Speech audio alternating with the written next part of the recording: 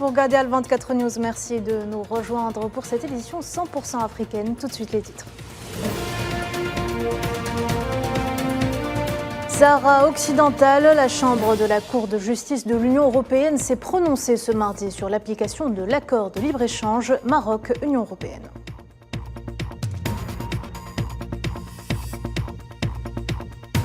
Les casques bleus des Nations Unies poursuivent leur retrait du territoire malien. La MINUSMA a quitté le camp d'Aguelhok au nord du pays.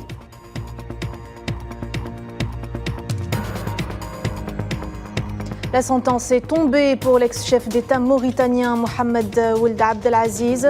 Le procureur a requis 20 ans de prison ferme pour avoir abusé de son pouvoir afin d'amasser une immense fortune.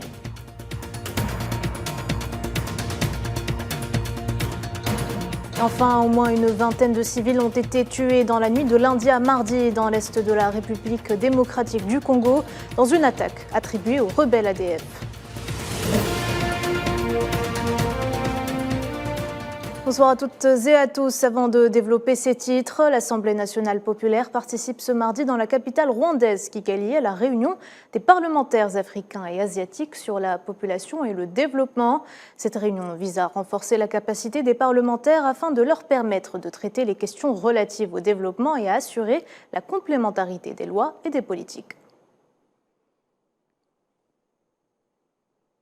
Sahara occidental, la Chambre de la Cour de justice et de l'Union européenne entendra ce mardi les deux recours déposés par la Commission et le Conseil de l'Union européenne contre les arrêts de la CJUE à la demande du Front Polisario après l'annulation en 2021 de l'accord de pêche UE-Maroc. Sofiane Barodier.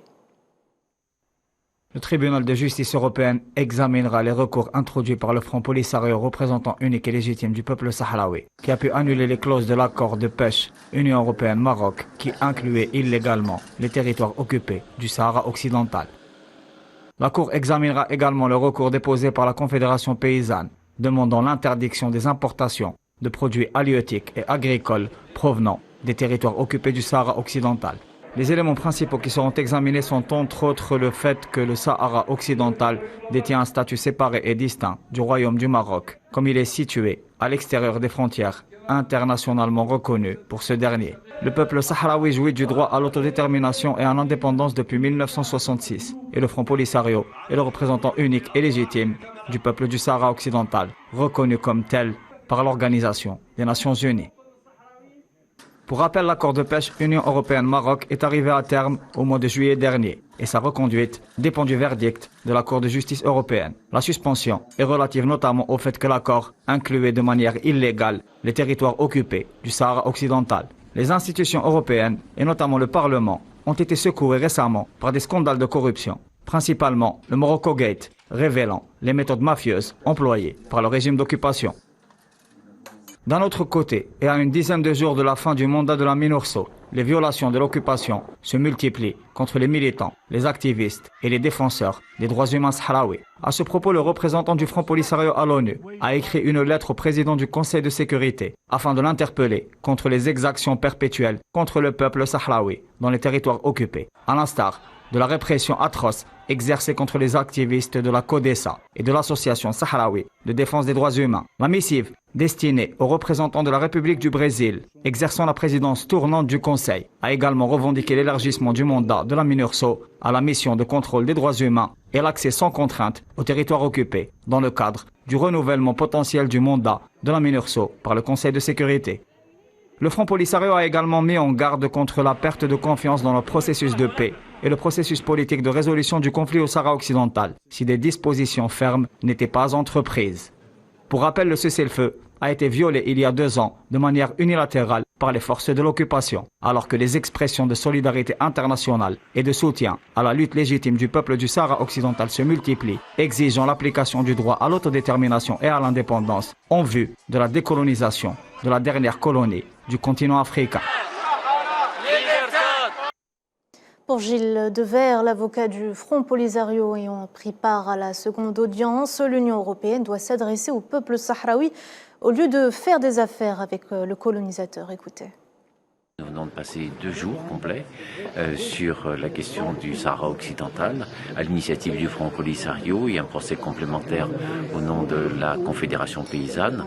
Dans les 2 cas, ce qui est en cause, c'est est-ce que l'Union européenne peut entretenir des relations simples avec le Maroc? Oui, bien entendu. Est-ce qu'il peut, une fois qu'il a passé un accord avec le Maroc, l'étendre au territoire du Sahara occidental? Eh bien, nous disons non. Pourquoi? Parce que le peuple du Sahara occidental, il est distinct, séparé, c'est un autre peuple, c'est un autre territoire.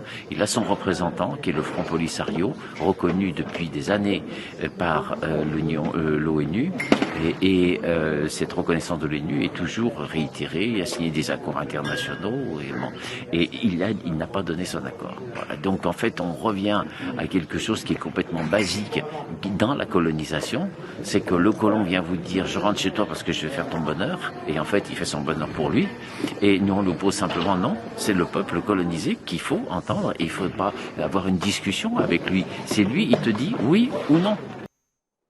Et pour le représentant du Front Polisario en Europe, Obi Bouchraya Béchir, le Maroc s'est rendu coupable d'une fraude massive à l'encontre du consommateur européen en usurpant la provenance des produits agricoles.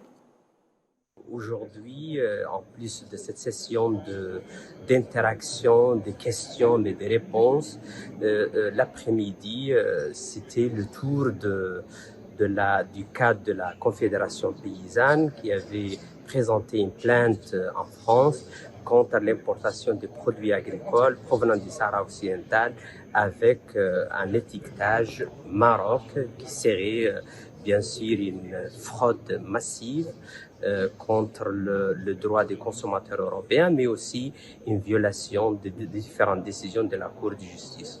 On est, en tant que Front Polisario et peuple sahraoui, à l'attente d'un nouvel arrêt qui renforce la jurisprudence européenne dans ce sens, qui est bien sûr bien consolidée, bien établie après les différentes décisions en 2016, 2018 et la dernière septembre 2021. Cet accord en question a violé sur toute la ligne la décision de la Cour européenne de justice, violant ainsi les principes les plus fondamentaux selon Obi Bouchraya Béchir. Je crois qu'aujourd'hui, c'était clair pour tout le monde que tantôt la commission comme le Conseil, ils sont courts d'arguments pour convaincre de la validité de cet accord qui était pensé à violer d'une façon frontale les différentes décisions de la Cour de justice et qui viole les principes les plus fondamentaux du droit international, notamment le droit du peuple du Sahara occidental à l'autodétermination et sa composante relative à sa souveraineté permanente sur ses ressources naturelles. 48 heures après avoir quitté leur camp de la localité de Tessalit, les casques bleus de nationalité tchadienne de la MINUSMA font toujours mouvement vers la ville de Gao et ont quitté lundi leur camp d'Aguelhok au nord du pays en proie à la menace terroriste. L'objectif final étant le retrait total de la mission de l'ONU du territoire malien avant le 31 décembre prochain. Et je vous le disais en titre, la sentence est tombée pour l'ex-chef d'État mauritanien, le procureur ayant affirmé que tous les éléments entre les mains de la justice prouvent la constitution d'un crime. A requis ce mardi 20 ans de prison ferme contre l'ancien président Mohamed Ould Abdelaziz, 66 ans, jugé depuis janvier 2023 à Nouakchott pour avoir abusé de son pouvoir afin d'amasser une immense fortune estimée à 67 millions d'euros.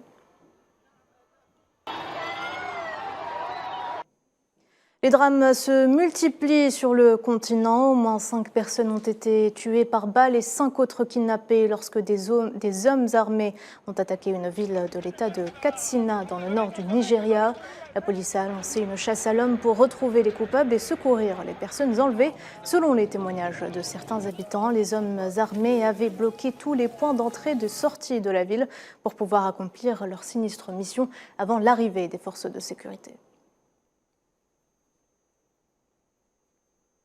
Le ministère égyptien des Ressources en eau et de l'irrigation a annoncé lundi le lancement d'un nouveau cycle de négociations tripartites au niveau ministériel sur le grand barrage de la Renaissance éthiopienne avec la participation des délégations du Soudan et de l'Éthiopie. Cette réunion tripartite est basée sur l'accord entre les trois pays visant à accélérer la finalisation des règles sur le remplissement et l'exploitation du barrage Gerd suite à la réunion des dirigeants d'Égypte et d'Éthiopie au mois de juillet dernier.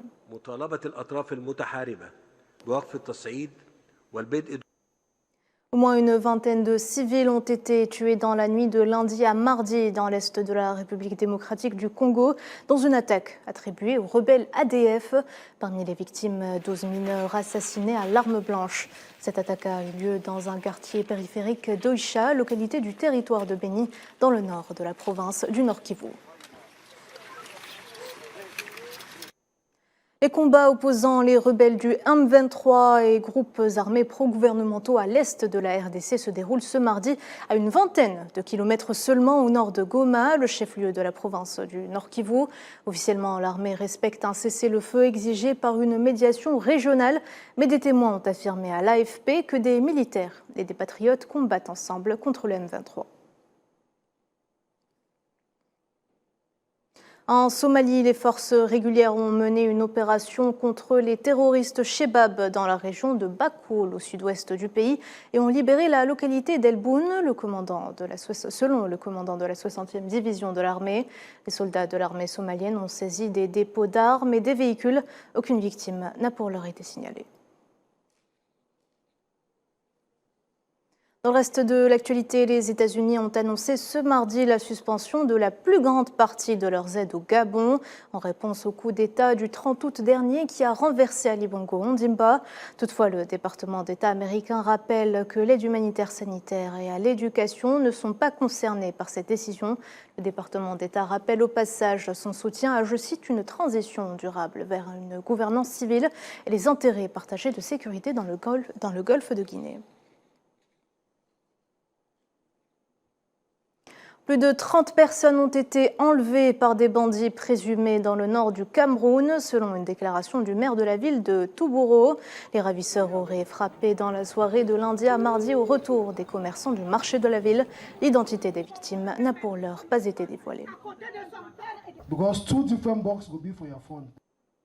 Près de 1500 migrants africains sont arrivés sur les côtes des îles Canaries ce week-end, selon les services d'urgence de l'archipel espagnol. Depuis le début de l'année 2023, on estime leur nombre à 27 000, principalement venus des côtes du Sénégal. Les arrivées sont tellement importantes que les risques de saturation sont présents et les services de secours débordés.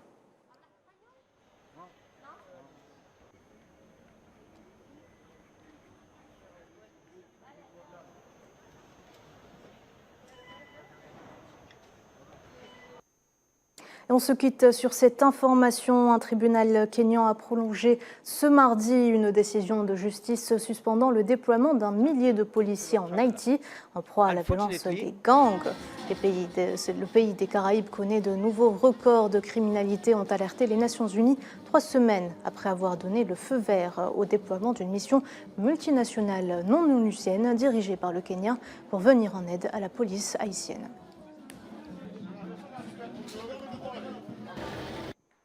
Voilà, on arrive à la fin de ce journal. Merci de l'avoir suivi. L'actualité continue sur A24 News. Au revoir.